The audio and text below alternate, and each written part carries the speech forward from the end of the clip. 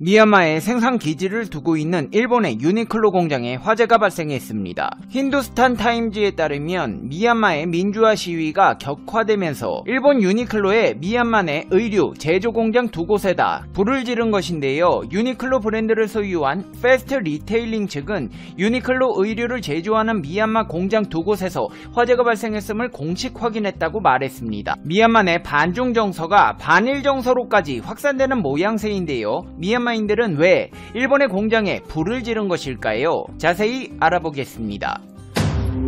페페TV 팩트 체크. 화재 사건이 발생한 패스트 리테일링 측에서는 이번 화재와 미얀마의 종합적인 상황으로 미루어 보았을 때 향후 제품 생산과 납품이 다소 지연될 것이라고 말했습니다. 앞으로 미얀마의 상황이 수습될 때까지 생산이 불가능해졌다는 것인데요. 외국 기업들은 미얀마 군정에 압력을 가하기 위해 미얀마에서 군을 지원하는 비즈니스를 중단하라는 요구를 받아왔습니다. 일본 기업들이 미얀마군에 돈줄을 대고 있어 미얀마 민주화에 걸림돌이 되고 있다는 것인데요. 결국 일본 기업 기린은 민주화 관련 단체의 압력에 굴복하고 군 관련 기업과의 협력 관계를 청산하고 있으며 이번에 피해를 입은 패스트 리테일링 측에서도 미얀마 현재 상황에 대해 깊이 우려하고 있으며 이 문제에 대해 유엔 기관과 NPO를 비롯한 다른 글로벌 기업들과의 대화를 시작했다고 밝혔습니다. 이번 화재 사건으로 인해 일본의 의류 사업이 받는 타격은 적지 않습니다. 미얀마는 전세계 봉제 기지라고 불릴 정도로 의류 생산량이 많은 곳인데요. 패스트 리테일링뿐 아니라 현지에 진출한 의류 업체들이 공장 가동을 멈추며 미얀마 의류 제조 봉제업에 먹구름이 몰려올 것이라는 전망이 나오고 있습니다. 현지 관계자들은 군부 치하에서 미국 경제 제재도 겪었던 경험으로 미뤄보면 미얀마의 상황이 빨리 정상화되더라도 미얀마 내 봉제 산업은 올해 끝났다고 본다. 코로나19 이전인 2019년 정도의 상황이 되려면 앞으로 2년은 죽도록 고생해야 가능할 것 같다며 답답함을 호소하고 있습니다. 미얀마와 일본의 관계는 2차 세계대전을 치른 적도 있고 기무라 헤이타로가 벌인 히데의 학살 때문에 반일 감정이 꽤 강한 나라였습니다. 그리고 이와 같은 기조는 계속돼 아직도 반일 감정을 가진 사람들이 있습니다. 하지만 일본 기업들이 미얀마에 대거 진출하면서 2020년 기준 일본은 미얀마의 세 번째 수출국이자 9번째 투자국이고 미얀마 개발도상국 최대 원조국에 해당합니다. 세월의 흐름에 따라 미얀마의 반일 감정은 경제 지원으로 인해 상당수 희석되었지만 이번 사건을 계기로 반일 정서가 확산하려는 조짐을 보이자 일본 정부에서도 대책을 내놨습니다. 군사 쿠데타가 일어난 미얀마를 위한 일본 정부의 공적 개발 원조 사업의 중단을 고려하고 있는 것인데요. 아사히 신문 등에 따르면 일본 정부는 미얀마 군부에 대한 국제사회의 비난 여론이 강해지고 있는 점을 고려해 신규 공적 개발 원조 중단 방안을 검토하고 있습니다. 미얀마인들이 유니클로에 불을 질렀다는 소식이 전해지자 일본 네티즌들은 우려스럽다는 반응을 보이고 있습니다. 해외 진출 후보로 미얀마를 고려했을 때 자주 일어나는 정전이나 유통망이 없는 여러가지 불안 요소가 있었지만 역시나 가장 큰 위험 요소로 꼽힌 것은 정치적 불안이었습니다. 다른 것은 경제 발전에 따라 반드시 좋은 방향으로 가지만 정치에서만큼은 여전히 위험합니다. 해외 공장은 인건비가 저렴할지도 모르겠지만 리스크도 많다. 일본도 코로나로 인해 직장을 잃은 사람이나 아직 일할 수 있는 고령자의 일자리도 없다. 이제 국내 회귀를 시켜 진정한 메이드 인 재팬을 만들어야 한다. 군이 자작극으로 방화를 하고 국민에게 책임을 전가하는 것 아니냐? 자신들의 행위를 정당화하려고 한다는 생각밖에 안 든다. 국가의 발전을 감안할 때 유니클로 등의 기업들이 해외로 진출을 진행한 것이야말로 최악의 선택이었습니다. 군사정권이 눈앞의 이권에 눈이 멀어 중국에게 가버렸으니 이 나라의 미래는 암흑이 다시 되어버렸네요. 중국에서 미얀마는 1대1로 정책의 중요한 국가이니까 달콤한 이야기로 유혹하지만 그 전에 식민화 될 것이라는 것은 생각 못하는 걸까요? 예전에 베트남에서 시위가 일어나 일본계 많은 공장이 방화를 겪었지만 언론은 대부분 소극적인 보도를 했습니다. 실제로 동남아의 정권 교체는 대부분이 기존 기득권 쟁탈전 아닐까요? 전쟁입니다. 방화범이 누구인지 제대로 된 사실을 파악하는 것이 중요하다. 방화범이 군부 정권인지 시민들인지에 따라 일본이 취해야 할 대응은 크게 달라진다. 일본 기업이 미얀마에서 일단 철수하는 것이 좋을지도 모릅니다. 등의 반응을 보였습니다. 일본의 공장들이 순환을 겪고 있는 와중에 아무 일도 벌어지지 않는 곳이 있습니다. 바로 미얀마에 진출한 한국 공장들입니다. 미얀마의 현지 한인회에서는 한국 공장들에게 태극기를 배포하고 있습니다. 중국 공장이나 일본 공장으로 오인당해 피해를 막기 위함입니다. 한인회 측에서는 한국인들이 운영하는 공장들이 중국인 소유 공장이 아니라는 점을 알릴 필요가 있다고 판단했다며 현지에서의 한국인에 대한 인식은 우호적이기 때문에 태극기를 걸게 된다면 오인받아 피해를 당하는 일을 방지할 수 있다는 입장을 밝혔습니다. 미얀마에 진출한 한국의 봉제 기업은 약 130개로 한인회 측은 봉제협의회에 태극기 20장을 전달했으며 추가로 30장도 전달할 예정이라고 밝혔습니다. 실제로 이번 사태를 겪으며 미얀마인들이 느끼는 한국인들의 호감도는 최고조로 올라간 상황입니다. 한국에서 거주하는 미얀마 국적의 이흔인소는 페이스북을 통해 한국어로 꾸준히 미얀마의 상황을 알리고 있는데요. 그는 한국분들이 관심을 가져주셔서 언니와 오빠가 무사할 것이라는 희망을 품고 있다. 미얀마인들은 민주주의에 관심을 갖고 응원해주는 것은 한국뿐이라고 입을 모으고 있다. 아시아에서 오직 한국만이 미얀마를 위해 지지와 연대를 보내주고 있다.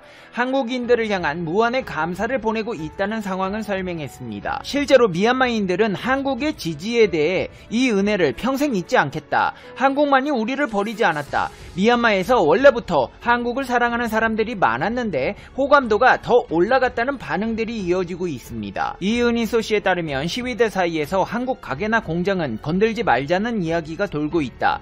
미얀마에서 한국인과 중국인을 구분 못하는 미얀마 사람은 아무도 없다. 태극기를 내거는 것도 좋은 방법이겠지만 시위대에게 한국 사람이라고 말하면 제주띵바데라는 말을 들을 수 있을 것이라고 덧붙였습니다. 제주띵바데는 미얀마어로 감사하다는 뜻입니다. 근데 이 시점에 한국의 포스코가 과거부터 해오던 미얀마 사업이 쿠데타 군부에 돈줄이 되고 있다는 소식이 전해져 충격을 주고 있습니다. 미얀마 매체 이라와디는 미얀마 연방의회 대표위원회가 임명한 틴톤나인 기획 재정 산업부 장관 대행이 최근 한국 포스코 인터내셔널과 프랑스 토탈, 태국 PTT 등 외국 석유 기업들에게 국영석유 가스 기업과의 합작 사업을 당장 중단하라는 최후 통첩을 보냈다고 전했습니다. 매체에 따르면 해당 외국 기업들은 미얀마 군부의 쿠데타에 대해 침묵하고 있다면서 우리는 이들 업체에 군부에 대한 제재를 촉구하는 시안을 제시했음에도 불구하고 석유 가스 대금을 지불하며 군부의 독재를 지원하고 있다고 비난했습니다. 그러면서 민주적으로 선출된 정부가 업무를 재개할 때까지는 석유, 가스 대금을 지불하지 말라며 미얀마 에너지 사업의 모든 이해 당사자들이 민주주의의 달성을 위해 즉시 협력해야 한다고 촉구했습니다. 한국, 말레이시아, 태국 석유 기업이 2018년 미얀마 측에 지불한 석유, 가스 대금은 약 5,010억 원, 송유관 이용료는 3,390억 원에 이릅니다. 상황이 이렇게 되자 우리나라에서도 군부와의 합작사업 중단을 요구하고 있습니다. 국내 정당, 시민단체에 이어 노동단체들에서도 미얀마 군부와의 경제협력관계를 맺고 있는 국내 기업들을 상대로 관계 중단을 촉구했는데요. 세계시민선언, 녹색당, 청년기후 긴급행동, 전국금속, 노조조합 등은 포스코가 미얀마 군부와의 합작을 당장 중단할 것을 촉구한다. 투자라는 명목으로 군부의 자금줄 역할을 해서는 안 된다. 군부와 권력의 배후에 한국 기업이 버티고 서 있는 일이 없도록 군부와의 협력을 중단하고 철수해야 한다고 촉구했습니다. 이 소식을 접한 국내 네티즌들은 회사 수익 때문에 어쩔 수 없다지만 군부와 관계되고 자금줄로 연결된다면 빨리 접기를 바랍니다. 중국 기업이 포스코 철수하자마자 먹어치울 수도 있다. 조심히 생각해야 한다. 과거의 계약 체결일 텐데 지금 쿠데타와 엮어 덮어놓고 비난하는 것은 성급하다. 계약 철회가 그리 쉽지는 않을 것이다. 정리할 시간이 필요하다. 소규모든 대규모든 기업 운영하시는 분들은 알겠지만 돈줄을 끊는다는 게 쉬운 결정은 아니다. 2013년 계약 당시 8년 뒤 쿠데타 일어날지 어떻게 아냐. 가스 사업 포스코 인터내셔널한테 진짜 중요한 사업인데 안타깝다는 의견들을 보였습니다. 이제 페페TV의 결론입니다. 페페TV Conclusion. 미얀마에서 유니클로 공장이 불타버렸네요. 어차피 한국 수출분이 줄어서 생산도 줄여야 할 텐데 공장 그냥 접는 편이 좋을 듯 합니다. 아니 근데 일본은 대체 어디까지 비호감을 사놨길래 미얀마에서 공장이 불타요? 보통 중국을 그렇게 싫어하면 대립관계에 있는 일본 공장을 태우기는 쉽지 않을 텐데 중국 공장, 일본 공장 함께 불타는 모습을 보니까 국제 비호감 국가 1, 2등을 보는 듯합니다. 일본에서는 지진에, 코로나에, 방사능에 다른 나라에 만들어 놓은 공장은 불타고 있고 국군이 다 했다는 말이 실감나는데요. 그렇다고 또 미얀마 일본 공장에 태극기 걸고 국적 세탁하지 마세요. 페페TV 시청자 여러분은 어떻게 생각하세요? 페페TV는 여러분의 생각이 궁금합니다. 댓글로 여러분의 생각을 남겨주세요.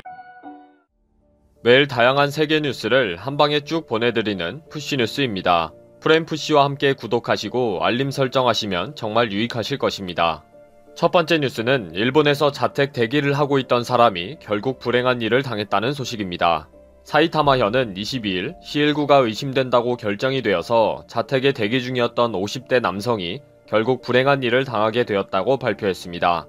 비교적 경증이어서 발열만 있던 이 남자가 갑자기 이렇게 되었는데 그동안 검사를 받고 최종 판정 결과를 통보받고 입원 예정이었습니다.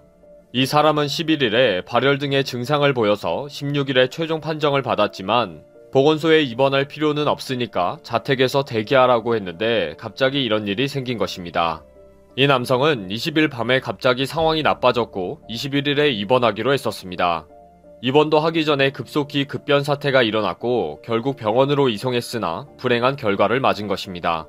현해 관계자와 보건소 담당자는 불행한 일을 당해 가슴이 아프지만 저희들의 결정에는 아무런 문제가 없습니다. 라고 했습니다. 일본에는 지금 제대로 검사를 해주지도 않고 또 입원을 시켜주지도 않고 집에서 기다리라고만 하고 있습니다. 불행한 일을 당해도 그대로 화장하고 장례를 치르는 일이 많아서 일부 언론에서 문제 제기를 하고 있습니다. 아무리 이해를 하려고 해도 이해가 안 되는 일본이고 일본인들이네요. 도대체 무엇을 위해 이렇게 엉터리로 방역하고 대책을 세우는지 가까운 이웃사촌들과 형제들이 이렇게 불행한 일을 당하는데도 침묵하고 있는 일본인들이 이해가 안 됩니다. 다음 뉴스는 외부 세계와 고립되어 있는 토착 부족들이 C19로 밀정 위기에 처해 있다는 소식입니다. 100년 전에 우연히 발견된 아마존 원시림에서의 토종 부족들이 지금 C19의 위험에 처해 있다는 것입니다. 아무리 고립되어 있고 외부와의 접촉을 차단한다고 하더라도 어느 순간에 도착해 있는 C19를 막을 수가 없다는 거죠. 유입 경로를 확인할 수는 없지만 외부인들에 의한 것은 확실합니다. 문제는 의료 및 식량 봉사를 위해 멀리 날아온 자원봉사자들을 일일이 검사를 할 수가 없기 때문에 아무런 방법이 없다는 것입니다. 이렇게 고립되어 있는 부족들이 C19 최종 판정을 받게 되는 일이 생기는데 아무런 대책이 없습니다. 이대로 간다면 그들은 멸종되어 버릴 것입니다. 외출 자제를 하면서 많은 구호 활동도 멈췄고 경제적 지원도 줄었습니다. 외부의 구호가 반드시 필요한 가난한 사람들이 가장 큰 피해를 입게 생겼습니다. 아무런 대책을 세워줄 수 없는 환경이 안타깝네요. 다음 소식은 페이스북이 베트남에서 트래픽 통제와 게시물 에 동의했다는 로이터 통신의 단독 보도입니다. 베트남은 페이스북에게 게시물 이 가능하도록 요구를 했습니다. 그리고 이 요구에 동의할 때까지 트래픽이 수시로 느려지는 것을 감수하는 것이 필요하다고 통보받았습니다. 베트남은 페이스북이 이러한 요구에 동의하도록 압력을 넣기 위해 국영통신회사의 조작으로 페이스북이 작동되지 못하도록 7주 동안 제한시켰습니다. 결국 페이스북은 불법으로 간주되는 콘텐츠에 대해 접근할 수 있도록 하는 정부의 요청을 마지못해 수용했다 라고 확인해줬습니다. 국제 앰네스티는 페이스북의 이러한 결정에 대해 위험한 선례이다. 이러한 결정은 국가의 검열에 페이스북이 참여하기 위한 공개 초대장이다. 거부했어야 했다 라고 비판했습니다. 그동안 페이스북은 많은 국가들로부터 반정부 콘텐츠를 중단하라는 압력을 받아왔습니다. 국가의 사이버 보안법이라는 핑계로 수많은 인권단체 운동가와 반정부 시민단체들이 심각한 불이익을 받게 되었습니다. 페이스북은 시장 원리에 따라 베트남을 포기할 수가 없습니다. 결국 페이스북이 정부 검열을 완전히 허락한 후에야 통신 서비스가 온라인으로 전환이 되고 서비스가 제공된 것입니다. 참 권력이 무섭네요. 진실보다는 정권의 안녕이 우선이니까요. 그리고 베트남이 이렇게 무지막지한 국가였나요? 안타깝습니다. 다음 뉴스는 중국이 2022년 북경 동계올림픽을 계기로 디지털 화폐를 사용할 것으로 보인다는 소식입니다. 중국인민은행은 중국중앙은행 디지털 통화의 존재를 인정했고 지금은 최소 4개 도시에서 사용되고 있지만 향후 2022년 베이징에서 개최될 동계올림픽에 사용될 디지털 화폐로 준비하고 있다고 합니다. 중국 중앙은행은 월스트리트 저널과의 인터뷰에서 밝힌 대로 디지털 위안은 중국의 션전, 수저우, 청도와 시안에서 이미 진행 중입니다. 이 디지털 통화와 결제 시스템은 새로운 화폐이며 2022년 동계올림픽을 앞두고 본격적인 공식 출시를 서두르고 있습니다. 중국은 이 디지털 통화와의 활성화를 위해 공무원들에게 업무 보조금의 50%를 디지털 화폐로 지급할 계획을 가지고 있습니다. 공무원들은 이미 각자 스마트폰에 디지털 화폐 앱을 설치하라는 요청을 받았다고 합니다.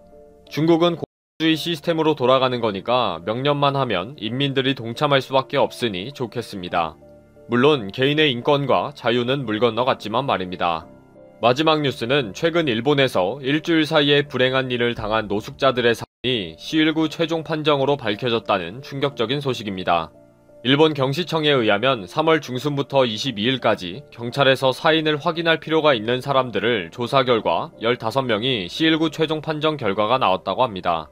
전원 남성이며 도쿄도가 9명, 사이타마현, 효고현, 미에현 등 전국에서 같은 결과가 나왔다는데 일본 사회에서는 이미 C19가 널리 퍼져 있는 것은 아닌지 우려하고 있습니다. 그동안 고령층이 갑자기 불행한 일을 많이 당하고 있는데도 그냥 규명 없이 바로 화장하는 것 때문에 일본 정부가 실상을 조작하고 있다는 의심을 받고 있었습니다. 그런데 이번 경시청의 발표로 이러한 의심이 사실이라는 것이 증명되었다고 보고 있습니다.